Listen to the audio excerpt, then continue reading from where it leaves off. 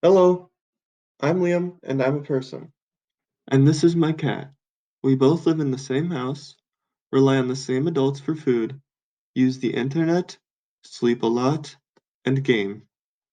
And while some people try to be nice to animals because they're cute or something, we rarely treat them as equals. Why? What fundamentally separates humans from animals?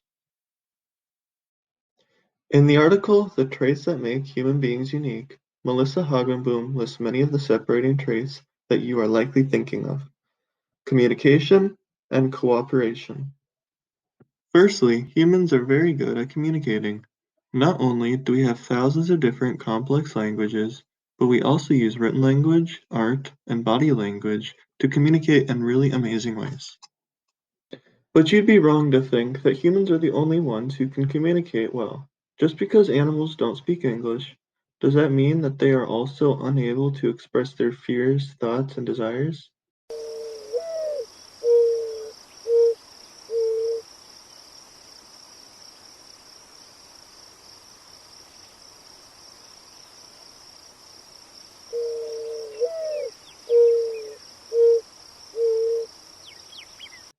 And you may say that this mourning dove is only making these pretty noises to find a mate, and not to convey some greater abstract truth. But if flirting isn't considered proper speech, then half of humanity never speaks. In reality, a very small percentage of what we say is actually deep or intellectual. The vast majority of it is just different ways of communicating our basic emotions. When my cat is being pet, she's acting no different than a son watching sports with his father. Both of them are simply trying to give and receive affection from others. We just happen to be biased in thinking that the human forms of expression are better when they're really just different. Secondly, people have a high capacity for cooperation.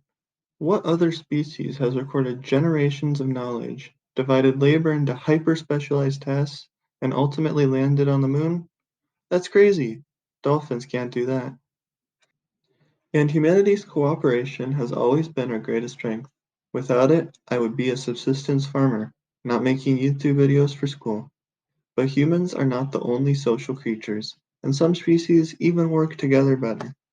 For example, ants release pheromones in order to assign duties to individual ants, determine the fastest routes, and broadcast food or threat locations. Therefore, there is a saying that states, "You will never see an ant in traffic." All of ants' group-minded tendencies lead to societies that are generally more efficient and cooperative than human ones. Other animals also share important social behaviors with humans, such as reciprocal altruism. Female vampire bats will share their blood with their hungry friends in order to help them survive. Without this practice, 4/5 of all vampire bats would die every year. Many animals need cooperation just as much as we do. While humans do have some unique traits, like non-reciprocal altruism, we are still somewhat average at cooperation when compared to other animal species. Charles Darwin once said that humans and other animals differ in degree, not kind.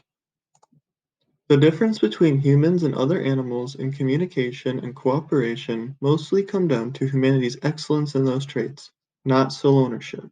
So then, how are we fundamentally different from other animals?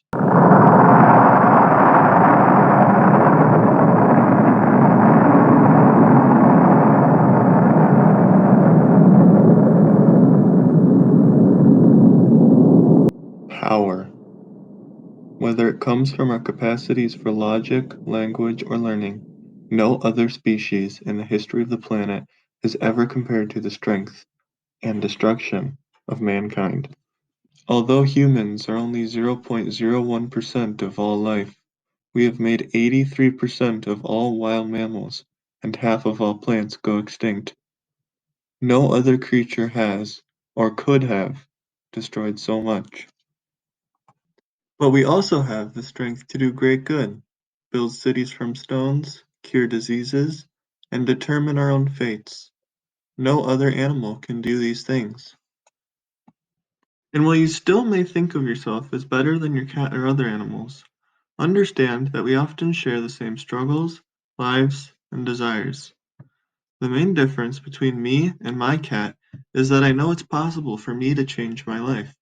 I can go wherever I want, become whoever I want, and do whatever I want. It's just that I often don't. Few do. Few have any ambition left. Few can even afford it. The majority who have power simply deny it from others. Who are we to complain? We are expendable to our kings and our tyrants. And that sounds sad, because it is. Every day we are given a choice: remain an animal or reclaim your humanity. As an animal, you are still able to communicate, have friends, and be happy. But ultimately, you will succumb to instinct and your environment. As a human, you have power and agency.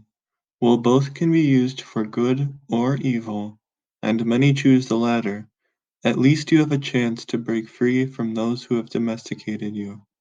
Your humanity is an opportunity to overcome.